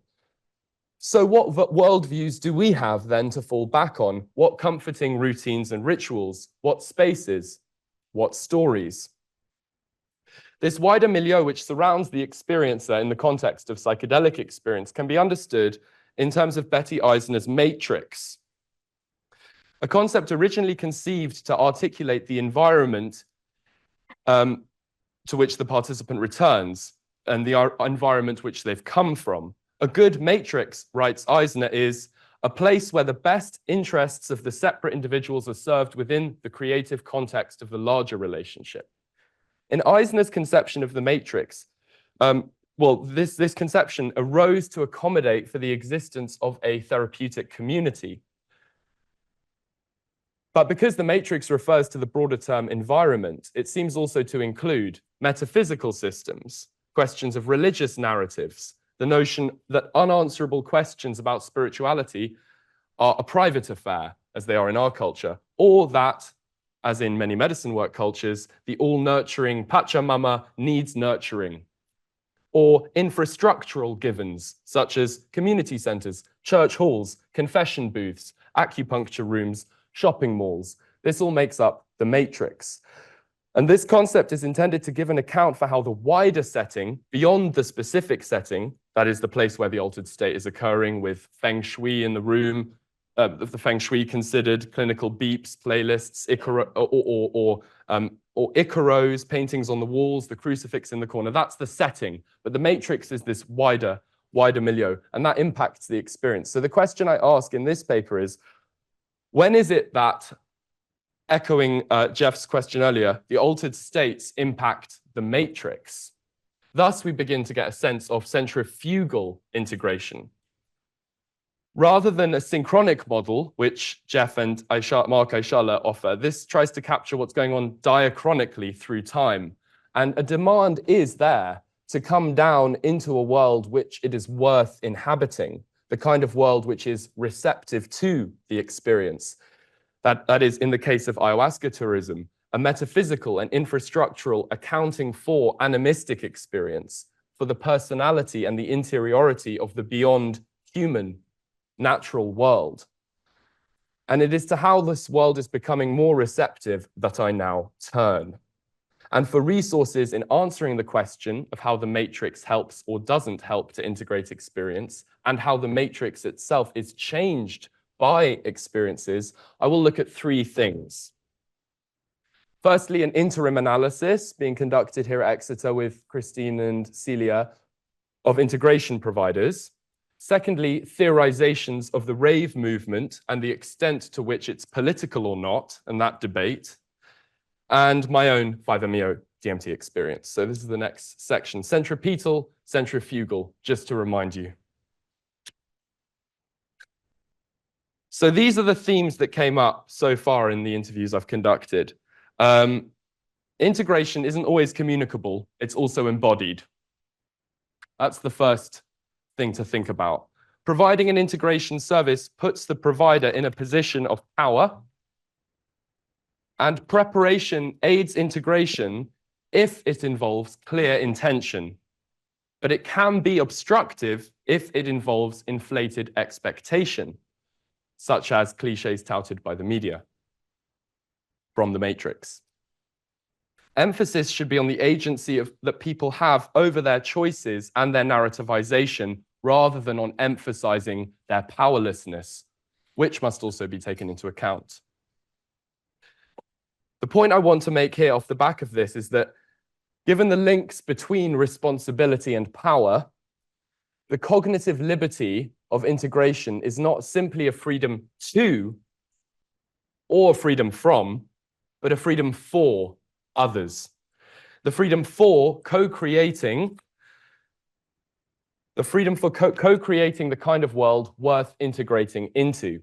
With psychedelic rituality in particular, one important theory proves informative in explaining the role that tradition has, both passively upon us, but also actively in its invention. In the closing statements of Chris Partridge's High Culture, he looks at this famous moment of Gordon Wasson and Maria Sabina as a cultural microcosm. So When Wasson discovered, or actually it was his wife who discovered Sabina, who'd been using it for thousands of years, but so maybe discovered isn't the right word. But anyway, so in their meeting in Mexico with this Mazatec mushroom shaman, Maria Sabina, his motivation and method of ingestion fundamentally differed from hers. Sabina had used it primarily for healing others to aid the community, whereas Wasson had used it first for me and my experience as a tool for transcendence. So the former, for divination and healing, is understood centrifugally. So the focus of the sacred labor is directed outwards towards others in the community. This requires singing songs for others, as in Christine's first slide, co-creating a culture for the community to cultivate.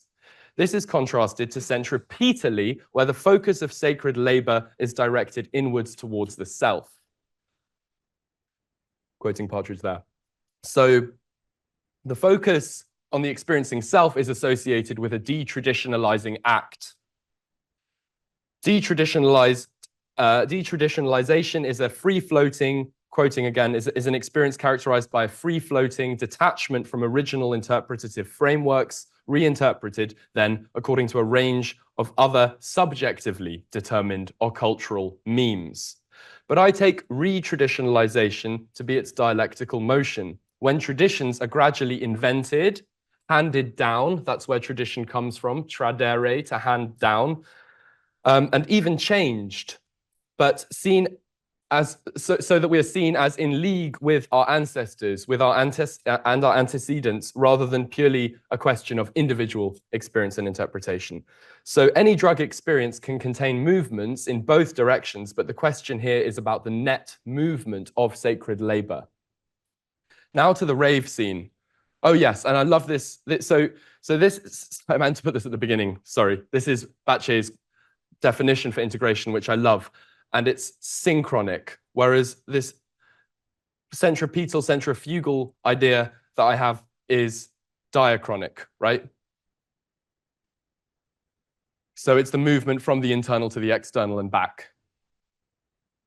So François Gauthier, in his ethnography of rave, uses the notion of the instituent versus the instituted to understand rave's religio-political dimension. The distinction is akin to one which looks at religion as a fundament of culture versus a religion of a particular type. So instituted forms of religiosity are generally moralistic, sentimental annexes of bourgeois class rule, which offer a mythical foreground aimed at order and structure, right? Whereas instituent forms offer a transgressive sacrality which dissolves previous forms, offering a renewal via disorder and reorganization. And while these are dialectically related, instituted forms require a certain instituency to avoid degradation. Instituent forms also require a domestication to allow an integrated passage from the sacred to the profane. Capoeira, as well as rave, is both a martial art and a dance form, and it functions to channel the dangerous but necessary instituent experience of the sacred. And Western metropolitan cultures are postmodern locations, one could argue, with no consistent claim to truth, so meaning must come from the experience itself. But Bastide argues that the solution to the problems of a transitional society are actually found beyond ideas, such as myths or representations, and instead in this immanence of sociality, affect, and social heat. So, where this could serve to explain the social dimension of rave's function, the question of why individuals gravitate towards the method of rave can be drawn from Bataille's notion of the damned or accursed share. So this is symbolized by the inextinguishable hubris of the Promethean vulture who constantly comes back to feast. From the seemingly infinite feast, there is no limit to his livering desire. Bataille argues that Weber's emphasis on science, progress, and reason neglects the uneconomic, gratuitous, and excessive facets of human life. What about unusefulness? Waste, luxury, mourning, games, aesthetics, war, debauchery, drunkenness, sacrificial, erotic consumption, that which cannot be accounted for and must be spent, as lovers are, outside any productive end. So modernity's attempt, according to Gautier, via Bataille, was to sacralize work itself in a negation of the accursed share by sublimating it into the consumer economy. Rave is a form of festivity then, which differs fundamentally from any other form of ritual because of its degree of play and spontaneity. More to the point, it is an outliving of this accursed share, disengaged from a telos. The celebration is not a reenactment of an original myth, but a reposting of meaning outside itself, its aim being to escape time, to elude memory, and an effervescence sought for itself in itself. How much time do I have? Oh dear, that's frightening. Sure, yeah, that's probably true. So I'm gonna, okay. Having said that, recent conceptions of rave culture, such as Norman Doyle's Threshold, argue that people come back from places like the Berghain empowered and awake. So, in the knowledge that I have 4 minutes left, I'm gonna leave to the community and to the discussion the extent to which rave is or isn't political on the face of those theories. But I'd just like to say a little bit about my 5-MeO experience before we finish. So aside from dissolving into everything and experiencing the total life review and all that kind of stuff, the message I got was quite simple. The amount of good work one does in the physical world of objects and things and people, the easier the work, the spiritual work becomes. Whereas if the world is ignored, the more work there is to do than in the spiritual world. And conversely, the more spiritual work one does, the easier quotidian life becomes, the more flow states you have just existing in the everyday. So in conclusion, see, we missed this, but it's fine. It's like Peter. In conclusion, integration can clearly be centripetal, the induction of structures and values from the surrounding culture, or centrifugal, the introduction of new values, new structures, and the transduction of values across cultural liminal zones. So Partridge and myself are not alone in this introduction of the centrifugal to the debate. On page 11 of High Culture, Eric Davis, that amazing deviant scholar of religion, refers to the centrifugal turn away from the naturalistic or probabilistic or historical norm. In spite of naturally, he refers, in spite of naturally remaining intimately tied with them by its definition over and against them. And so Davis, I would like to integrate, to use the old buzzword, into this paper in terms of his conception of the self.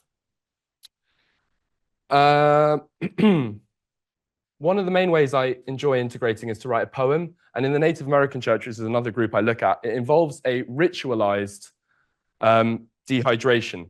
So everyone is withheld water until a particular moment in the ceremony called the midnight water, the men's water, the water from the sky, and then the women's water in the morning, the water from the ground. And in that process, everyone hydrates together and the water becomes a medicine. So I integrated that experience by writing a poem. This is one of the ways I like to personally integrate. So I'd like to share with you this poem and then an Eric Davis quote, and then I'm done. Is that all right? Yeah, I think it's fine. Cool. Water. So I don't know how to pronounce it, the title, but I'll just read it to you. Water trickles as tricks of memory through lips and lids, bits of its own. Water flows through love wounds, winds through trove woods, binds us to words we may say.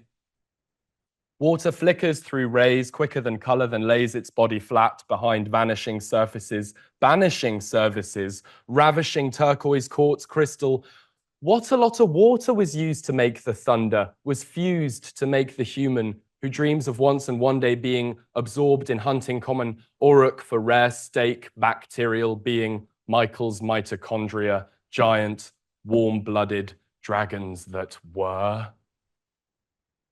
From the worst first thirst of morning to the last rasping draft in desert. Your earliest swirls and latest arrivals bring hope to the swirliest earls and girls their justice deserts.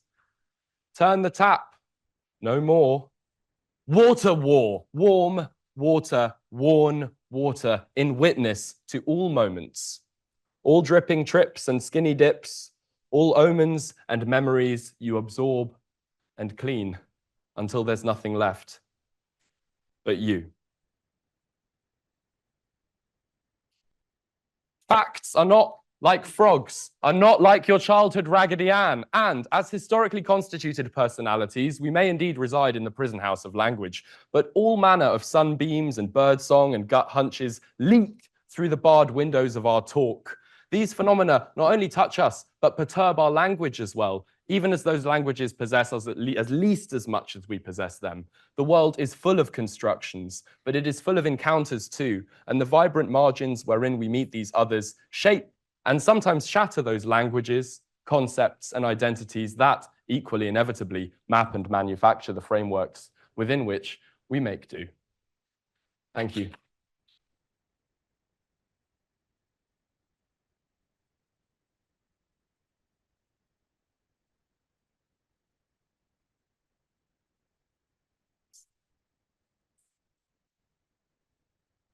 Yep, come here.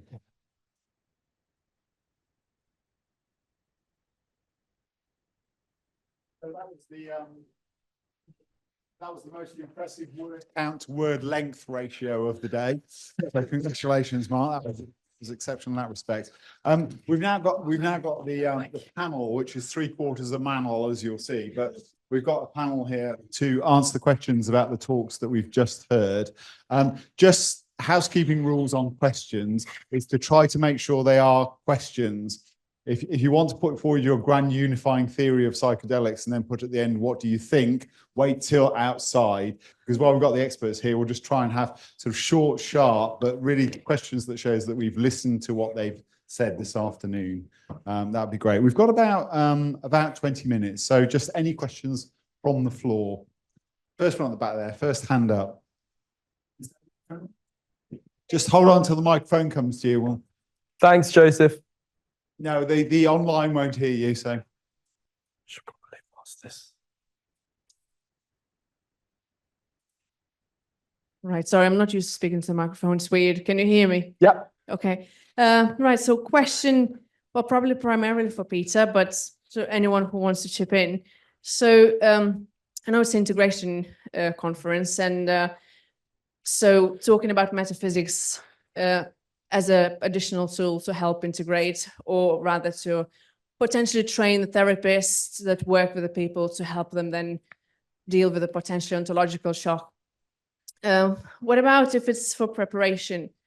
Because, and I know people will say this priming problem and things like that, but if we read the protocols that are read out to the study subjects, as horrible as it sounds, there's some information there telling them what to expect. So would, isn't that on the same, is that not on par? Well, yeah, a lot of people ask, if there is one particular metaphysical experience which does have them, if we accept this, it's questionable, but if hypothetically there were one particular experience that had the most benefits, mental health wise, why not prime people in that? Get them ready for it beforehand, drug session, and then further integrate it. I suppose there's two general ethical approaches to that. One is utilitarian. Well, whatever has the greatest benefit, one should do. And the other side, of course, is that you shouldn't really lie is too strong, but sort of prime people is seen as unethical as well. And so that's a kind of it comes down to an ethic. It's a matter of ethics, really, and there are other options as well, other ways of seeing it. I think I should also add that people are already primed according to their culture. So, people read Terence McKenna, Alan Watts, they read the latest, if they're really into it, and the kind of people who do assign themselves to trials usually are very interested in it. They know a lot about it. So they're primed by the ideology of the time anyway. So, I mean, I suppose another third option would be to deprime them somehow by showing them other ways of, or other options in which their experience might take place. But I'll also add to that, you know, they might not have a metaphysical experience at all. You know, it might be something completely bodily, for example, somatic, or whatever, or like I say, athletic even, you know. But anyway, so my ultimate answer is I don't know.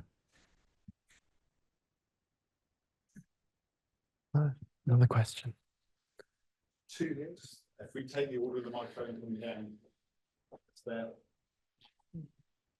Hi, my question for Christine. And so you were asking how much dominance of the narrative should psychologists be given? And I'm wondering, who grants the dominance of the narrative? Is it like the media, funders? And then how could it be otherwise? How should it be otherwise? Like, how can we create narratives that have as much or equal reception as psychologists? And in what sphere, basically? So I will briefly answer your question, and then I have to make a brief declaration, having the microphone. So there is in the 1990s and early 2000s, when I was working on stem cells and genomics, there was huge things about bottom-up ethical decision-making, about public participation in science, about thinking of how we can get everybody involved in deciding how this field should go, how this might be implemented, etc. And interestingly, with the recent neoliberal turn and a new kind of power that medicalization and for now, especially psychiatry, have achieved, this whole public turn, the public is now incompetent. Yeah, it is back to where it might have been in the 80s or in the 70s, that nobody actually worries about it. And with psychedelics, as I've tried to make the point, this is particularly absurd. So I think there is the medicalization and the power that has been given to science, and that means laboratory science that can be patentable and produces ownable knowledge, proprietary knowledge. We are sort of in a strange place that the politics, and I think it was since the last financial crisis, has been really pushing and has pushed public participation out of the picture. And basically the public let itself be pushed out of the picture because it are other concerns than thinking about genetic testing. So this is almost many sides to this. That's my answer to your question. The other thing is that during my talk, and this is maybe an interesting personal statement on integration. So I found myself, and realizing whilst I was doing it, getting off on a little rant against Christian mysticism. And that has to do something with a recent encounter or realization how many of my female friends have been massively damaged by the teachings of the Catholic Church on sexual morality to the point of depression, suicidality, and one of them over the long term having committed suicide. So there is a way in which I have a sort of resistance to religion, also a charismatic family myself, that can be extremely emotionally abusive. And so there is a way in which I'm currently rethinking for myself how I can find a more positive relationship to things like what you have been saying, Paul. And I'm very sorry if I offended anybody. It's my own process. I apologize. Rennie? Sorry, one there.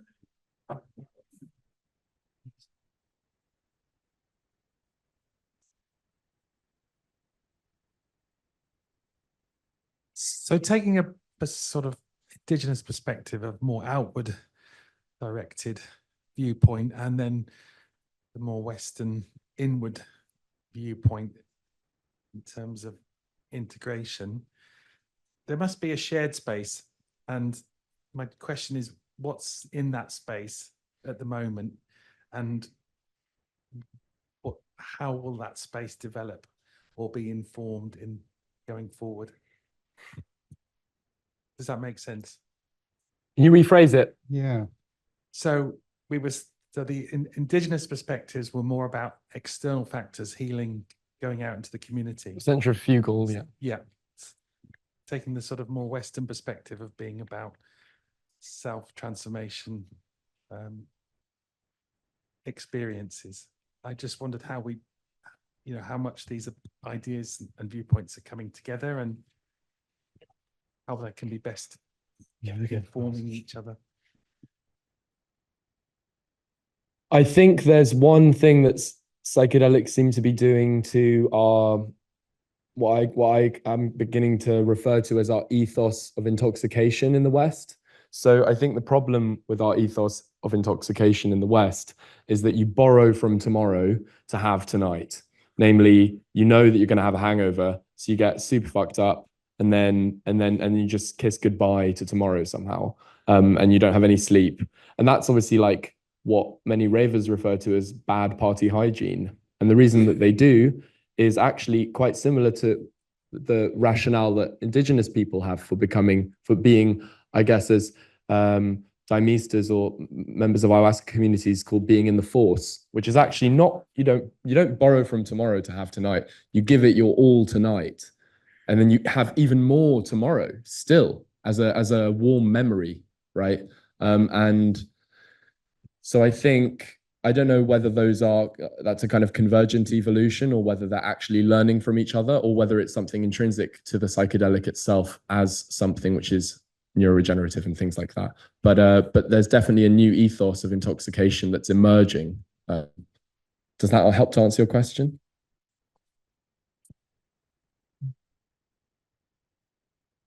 I think it might really have something to do with this sort of how we understand, with the metaphysics in which we understand our own energies, and whether we have to keep budgets and somebody is keeping the score and it all might run out. Or whether maybe energy comes from certain practices with certain people, and we don't have that understanding. We calculate our energies on a personal budget, calorie intake, calorie output, and that is sort of maybe not how human life flows. So the metaphysics here is really important to maybe making sense of this. But we will have more about this in the next session. Andy has something. Just to add, I think the worlds are as far apart as they've ever been, and I struggle to see how they could meet. We had a visit from a delegation of Yawanawa healers here a few weeks ago, and in one of the talks they gave, the position was given that we are spirits who are inhabiting a body. And I've taken that as a thought experiment to go, can I entertain that? And I struggle because of the extent to which I've been indoctrinated into physicalism, even though I know very well it's just a metaphysical option amongst many. And what would it really take to think that there are spirits and you can see through their eyes? That's such a leap for people in the West. And so what we do is we try and make it safe. We talk about things like eco-disillusion or fragmented parts of the psyche that need to be brought back together. And I wonder how far we go before that Western paradigm can't explain things anymore, because there's too much weirdness. But the weirdness, we can't contain it. And at the moment we're trying to ring fencing the weirdness. But of course, in indigenous cultures, they don't have to, because the whole life way revolves around that worldview. Will that be a Kuhnian type of revolution, where the old science goes out and the new science comes in? Science in a very broad. Excellent question, Adrian.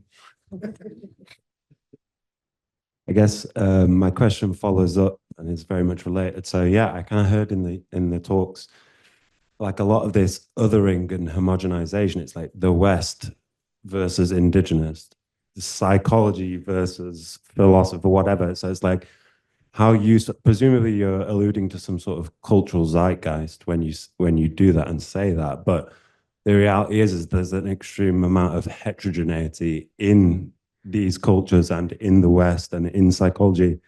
So to say, oh, the West, is that problematic in and of itself, to do this othering and to do this homogenization? There's lots of heterogeneity in the West, and people think all sorts of different things and have all sorts of different worldviews, and in psychology too. So yeah, I don't know. That's really good point, Rennie. I think Graham St. John refers to rave as a difference engine.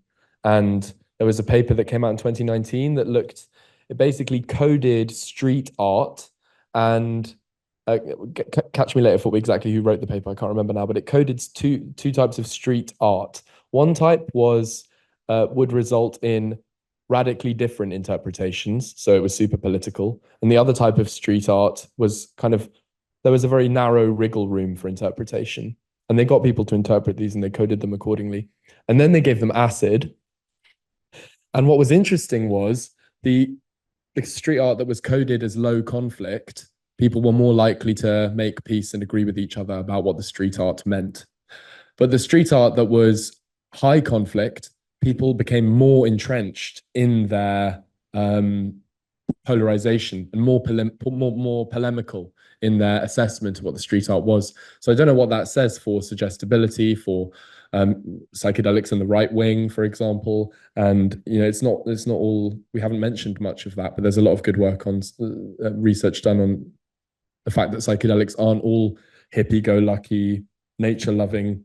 They're also nature-loving, nation-loving racist horrors as well who take psychedelics. So yeah, I don't know, that was quite an interesting paper. I don't know whether you could extrapolate from an aesthetic thing to the political, but yeah. I mean, we all know that there is heterogeneity, but there's also a predominant structure of power. And I think when I say Western, this is certainly what I mean. There is a normativity of a certain concept of rationality, of the individual as being the central unit from which out we think, yeah? Which is really difficult to think ourselves other than that, even if we are in the 1980s or in the 1990s and we take psychedelics to actually show that we are anti. Yeah? That doesn't necessarily take that away. So there is a dominant narrative, which I'm referred to when I mean Western, and it's not just a narrative, it's entrenched structures of power that are so entrenched even in most of our heads, that actually, even though I can spend an entire career of 40 years trying to think differently, I sometimes find it hard because it's in me too. Yeah? It's sort of, this is what it refers to, and the struggles to actually of other groups, of shifting the frame, of actually undermining, subverting, etc., that have dominated the whole of the 20th century and are still ongoing. Yeah, is sort of that hasn't changed in a way. Some of the rigidity and who holds power and who determines the terms on which money is given, lives and careers are made, and how not. And so with that in mind, I think it is still okay to say that with, yes, of course, not everybody, and we are not all the same, certainly not, but we all struggle with, in one way or another, with a particular predominant way of seeing the world that is really quite remarkably different from our own past and that of many other cultures, and that we can identify. Yeah, thanks, Ronnie. It's a great point. And I'm really struck when I read scientific papers, how much nuance there is in them, and how what gets reported is the big headlines, and what doesn't get reported is the pages of hedging and talking about all the, the limitations. You don't get the limitations. But I would just concur with what Christine says, that it's not just what happens in the laboratory, it's the institutions that report on science, it's the science programs, it's the comedians who are making jokes about people who have non-ordinary beliefs, and so on and so forth. So you can point to I think of it as like iron filings in a magnetic field. Sure, there'd be iron filings that point in different directions, but for the most part you can find the dominant kind of structure of thought.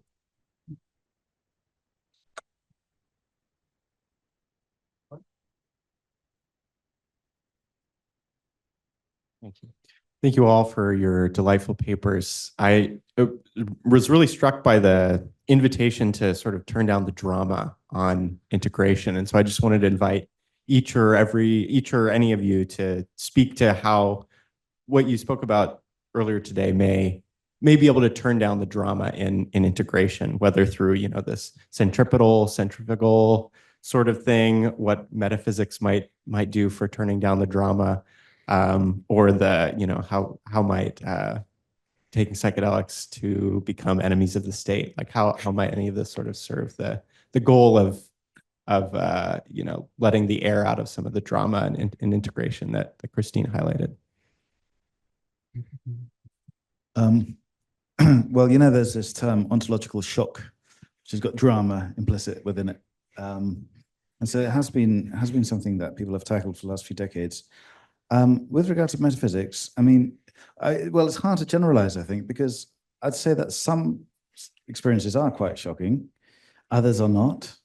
5-MeO-DMT is generally quite shocking for the first time you take it, at least. In fact, every time you take it, according to someone I know, who does it every Sunday morning for the last 4 years, true story. And he says, you know, I still get extremely nervous, you know, just before I take it, you know, and there's just no way out, but you still has some pleasure in it. Metaphysically, I think if you wanted to take out the drama, I think, you know, obviously, you know, it's a cliche to say that understanding something takes away the fear to a certain extent. So if someone's suddenly realized that actually, I don't know, for example, God is not transcendent, but actually is nature, might be very shocking to a specific person. I mean, shock is obviously relative to what you already know, right? And how you already think. But I think metaphysics might help sort of soften the blow when you say, don't worry. A lot of people have thought this before, you know, and there's this whole history of it and so on, you know. That's just one, off the top of my head, one way in which you might mitigate that shock if you want to, because I think I know you want to get in here. I mean, you know, for example, we're doing trials here in Exeter with Beckley Psytech using 5-MeO-DMT against treatment-resistant depression, phase 2 trials anyway. And I think the basis of those trials is that, you know, you want to give someone a shock. You want to slap someone out of their ways of thinking to instigate something new, you know. That's the trials. I don't know if it actually will work. So the ultimate question is, you know, what's the ultimate aim? Do you want to add something? I take this now. When I said drama, that's not shock. Drama is something choreographed, and it was really a reference to the ways in which the clinical trials are happening. So it was not that there isn't some dramatic or shocking things happening in life. Some we think we can contain, and then they turn out different from what we thought. And things just happen, and shock is something that is not planned. The drama in the clinical trials is staged. It is the way in which you select your participant group. It is the way in which you prompt them. It is the way in which you describe then the journey. So there is some, it's not just some shock that could happen. It is made to be an expectation shock. And one of the problems I think many people now struggle with is that, for instance, these lovely images by Pablo Amaringo and the whole of the LSD and other art is actually creating expectations that you take this and you will have visions. And there is a lot of reporting of people who don't get visions, who are getting really frustrated. A deep sense of frustration when this was your last straw and you hoped this is what you would get. And then you get nothing. That's so tough.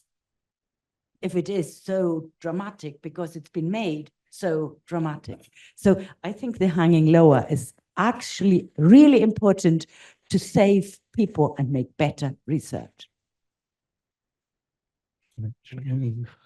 Yeah, so Christine meant it in terms of like drama, like, you know, like a bad soap opera kind of drama, right?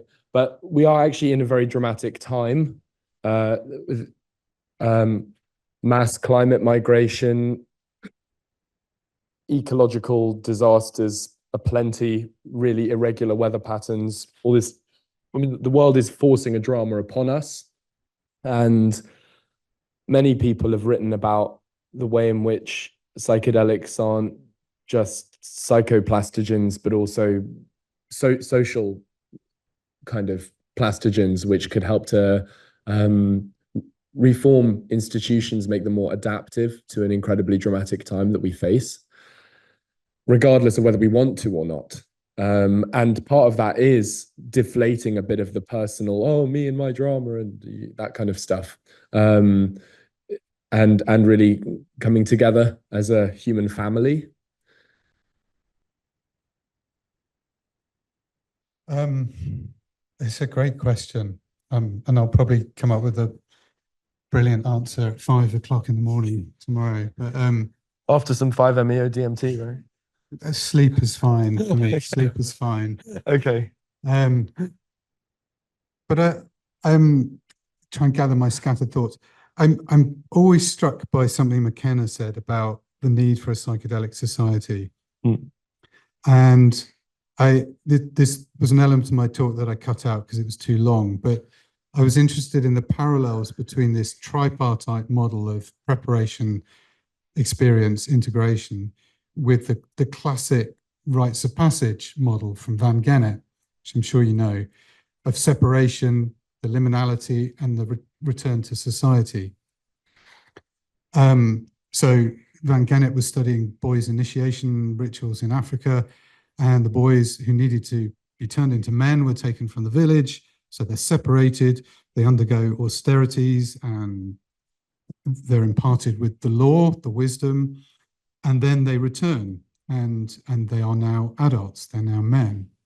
And it's always struck me that that's an interesting parallel, but what strikes me about the way people talk about rites of passage, everybody wants a rite of passage. The focus is always on the self, is always on the individual who is changed by undergoing this experience, missing the point that the rite of passage changes everyone. It changes the whole structure of society so that those boys no longer have to demonstrate that they're adults. Everybody knows they're adults.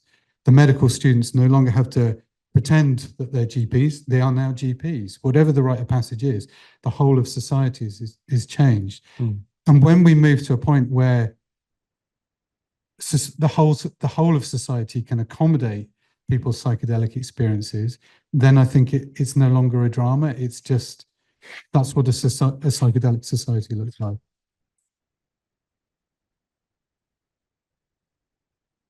Green tea time is upon us. It's 4:05. Thank you to everybody. Do we have to talk about the Devon Cornwall cream tea dialectic? Oh, yeah. If you want to go Devon style, put the jam on first, then the cream. But if you want to go the Cornish way, Definitely cream on first, guys, then the jam. no, other way.